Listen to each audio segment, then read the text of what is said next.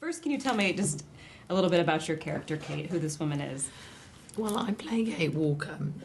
Actually, it's quite an interesting story because the first movie I ever made was written by Richard Curtis, and it was called The Tall Guys, me and Jeff Goldblum, and I played a rather no-nonsense nurse with whom he fell in love and was unfaithful to, and she then ditched him in an extremely cut-and-dried way.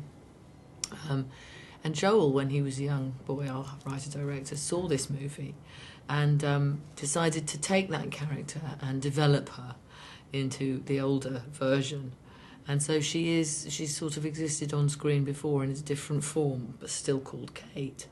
And so he wrote that for me quite a while ago, and it just didn't come together. And then I did Stranger Than Fiction with Dustin, and we said, it'd be wonderful if we could just find something to do together where we could explore the chemistry that we have on screen. And when I got back from that, Joel's script was sitting on my desk, and I said, "Oh my God, quickly send it to Dustin before he's forgotten my name, quickly." And he did, and he just came over. Lo and behold, a year later, we were on set in London together. It was really cool. I would imagine in your business a lot of time actors say, let's work together again, we must work together again. I'm so They're glad lying. you guys got together. They're lying. That you guys got together again. What is it about yours and Dustin's chemistry? Can you describe it in any way, or why do you place a wall at each other? I'll try. First of all, I think that most actors have a connection because we're mostly emotional refugees from somewhere or other. So, actors will be able to talk to one another generally.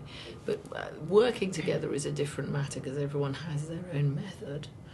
And of course, Dustin, he was trained by Meisner and people, really, I've never had any training at all.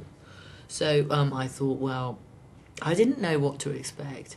But what I got was like flowing, like being some sort of tributary of some large river that you then find yourself flowing into. And together you move around the obstacles, the boulders or the trees that come in your way. But there's no question of sort of stopping in front of the boulder and saying, which way should we flow now? There's absolutely no... It's not to say that it's without its effort and its work, because we do explore things together all the time. We get on set. That's the game. That's the bliss of it. Is you say, I'd like to sit. Am I going to sit this way? No, I want to sit with my back to you.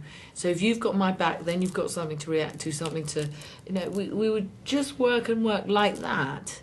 But loving it and knowing that there was no possibility of treading on the other person's toes or in any way offending them, because you were absolutely on the same wavelength.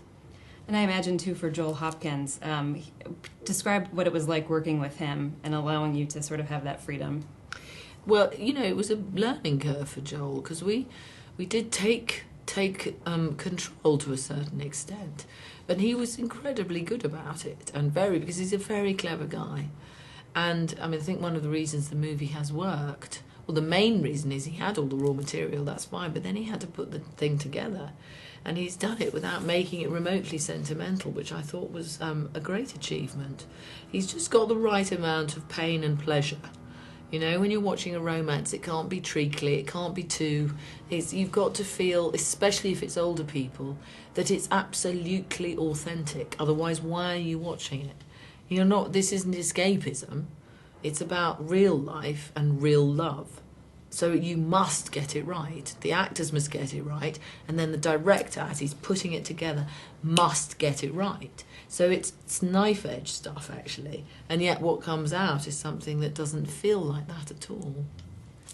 Do I have 30 seconds for a last question? I still have 4 minutes. Oh, 4 minutes. Oh, great. Okay. So we talked about working with Joel and allowing that to happen. What part of yourself did you bring into the role, and was it autobiographical in any way? I do know that you're a writer. Can you talk about kind of how you brought that into your role? Oh, sure, I can. It's not autobiographical in many ways, because I think I'm terribly different to Kate. I couldn't manage a job like that. I could manage a job from 9 to 5 anyway. I'm just too bonkers. But I have a mum I live very closely with. She lives across the street. That's faintly the same, although my mother's, a great gift to the world, so I should be so lucky. But there is one really I haven't told anyone this actually, one absolutely autobiographical line in it, which is when at the end of the movie he comes and he says, look, it is real life. And she says, no, it's not. She refuses to believe that it's real and that it could ever be real. It's just there's too much of a veil. She's knitted this veil and she won't tear through it. And sometimes you really need to do that in your life. You must say, no, take it away. These are cobwebs. I don't need to have these in front of me. And she's saying to him, you know, I'm not going to do it because it'll hurt. I know it'll hurt. Because at some point or other, you will say to me, it's not working, or I need my space, or whatever it is that you say. It'll be something like that, and you will walk and it will hurt, and I'm not doing it. And all this anger about what's happened to her in the past, about her father walking away, about relationships of her own. And the line, it's not working, comes from my own relationship with my first husband. He said one day, it's not working. And that phrase, to me, is, because it's not just a, you know, it's not even, I'm not leaving you. I mean, sorry, it's not, I'm leaving you, then goodbye. It's not even that, which you could sort of deal with. It's not working is kind of, oh, I thought it was working. What am I going to do now? What do I do with that? It's not working. And actually, it's not working as a euphemism for, I don't love you anymore, I want to leave you, I'll do it as soon as I can, but I'll make it'll all be horrible for a while, horrible. So you might as well start breaking your heart now, then we'll take it out, mash it up, fry it up with a bit of bacon, and, you know, feed it to the pigs. And then we'll kind of, you'll have a few years together. But it all starts with that one little phrase, you know, and that is what happened in my life. And I think that's where that whole fear from her, it all came from that. You know, I'm okay, I survived, and I you know, dealt with it and got over it and married again. But, you know, there's no guarantee.